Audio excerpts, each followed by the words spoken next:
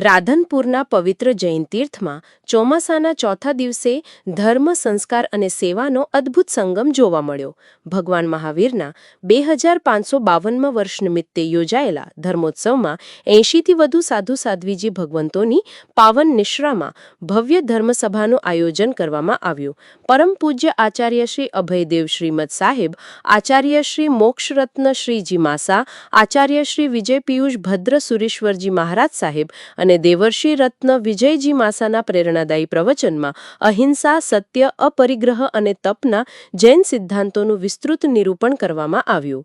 મુંબઈ, સુરત, અમદાવાદ સહિત વિવિધ શહેરોમાંથી આવેલા દાતાશ્રીઓ અને રાધનપુર જૈન સંઘના સેવાભાવી ભાઈ બહેનોએ આગામી 4 માસ સુધી હજારો ભાવિકોની સેવા માટે વિવિધ ટીમો બનાવી જવાબદારીઓ સંભાળી છે.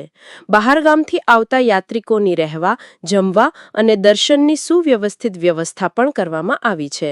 આ પ્રસંગે રાધનપુર જૈન સંઘના પ્રમુખ હરેશભાઈ મસાલિયા સહિત અનેક અગ્રણીઓ ઉપસ્થિત રહ્યા અને સેવા યજ્ઞમાં સક્રિય રીતે જોડાયા. ચોમાસા દરમિયાન રોજ સવારે પ્રવચન, બપોરે સ્વાધ્યાય, સાંજે પ્રતિક્રમણ અને રાત્રે ધાર્મિક પ્રશ્નોત્તરીના કાર્યક્રમો યોજાશે.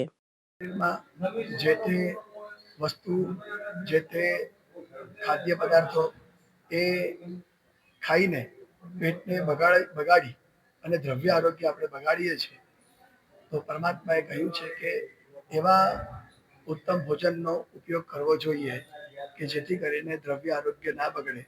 અને એના માટે ખાસ કરીને દરેક જણે ઉકાળેલું પાણી વાપરવાનો આગ્રહ રાખવો જોઈએ કે જેથી ઉકાળેલું પાણી વાપરવાથી શરીરના 50% દર્દો આપોઆપ સમાપ્ત થઈ જાય છે. અને આ દ્રવ્ય આરોગ્ય જો આપણે સાચવશું તો ભાવ આરોગ્ય સ્વરૂપ રહેલા આત્માને પણ આપણે સાચવી શકીશું. આપણો આત્મા જે અનંતકાળથી આ સંસારમાં ભટકી રહ્યો છે અને આવો સરસ મનુષ્ય ભાવ મળ્યો છે, તો હવે આ અનંતકાળના આ સંસારના ભવભ્રમણથી બચાવવાને માટે આપણા આત્માના આરોગ્યને પણ આપણે સાચવવું બહુ જરૂરી છે.